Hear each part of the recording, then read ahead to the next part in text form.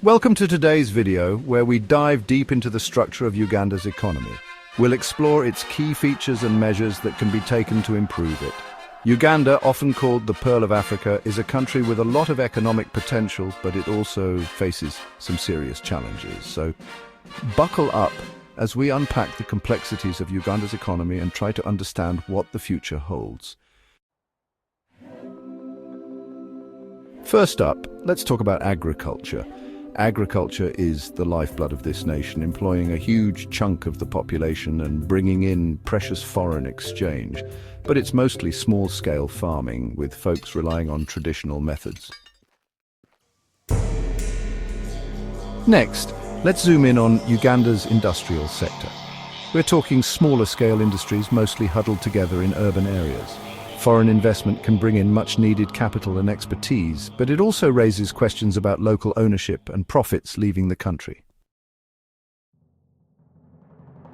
Uganda's economy is like a delicious stew, a mix of modern and traditional elements.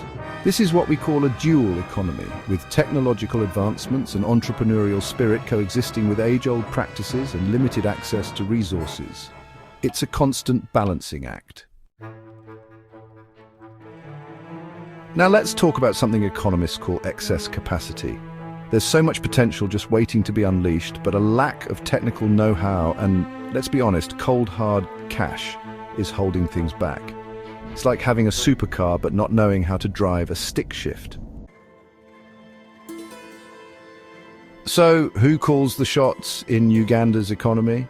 Well, it's a team effort, really. We're talking about a mixed economy where the government and the private sector share the playground. The key is to find that sweet spot where everyone benefits. Here's the thing about Uganda, it's still heavily reliant on outside help. We're talking foreign aid, loans, and even expertise. Uganda is striving for economic independence, but it's a long and winding road. Hold on to your hats, folks, because Uganda's population is growing fast. A growing population can be a good thing, more people, more potential, right? But it also puts a strain on resources and services. It's like trying to fit a whole rugby team on a tandem bicycle. It's crowded and someone's bound to fall off. Here's the harsh reality. Finding a job in Uganda can be tougher than finding a decent internet connection in a rural village. There are just not enough jobs to go around, especially for young people, and even when you do find a job, it might not be utilizing your full potential. Let's talk infrastructure, shall we? Now, when I say infrastructure, I'm not just talking about fancy bridges and high-speed trains. I'm talking about the basic stuff. Roads, electricity, clean water, the works. And in Uganda, the infrastructure situation is, well, a bit of a mixed bag. Uganda is like that friend who's always up for trying new things, especially when it comes to trade. We're talking about an open economy where Uganda is actively engaged in international trade, exporting its goods and welcoming foreign investment. But here's the thing about open economies. They're vulnerable to global shocks like recessions or pandemics.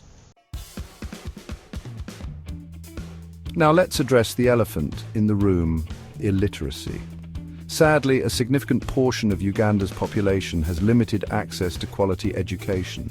Education is the key to unlocking Uganda's true potential, empowering individuals and driving economic growth. Finally, let's talk about where people actually work in Uganda.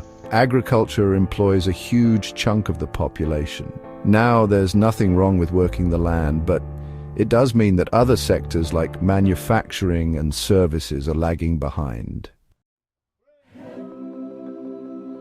Thank you for watching. If you found this video informative, don't forget to like, share and subscribe for more insights into global economies. Uganda faces challenges from a reliance on agriculture to high unemployment, but with the right investments, policies and a little bit of that Ugandan optimism, the Pearl of Africa is poised to shine even brighter on the global stage.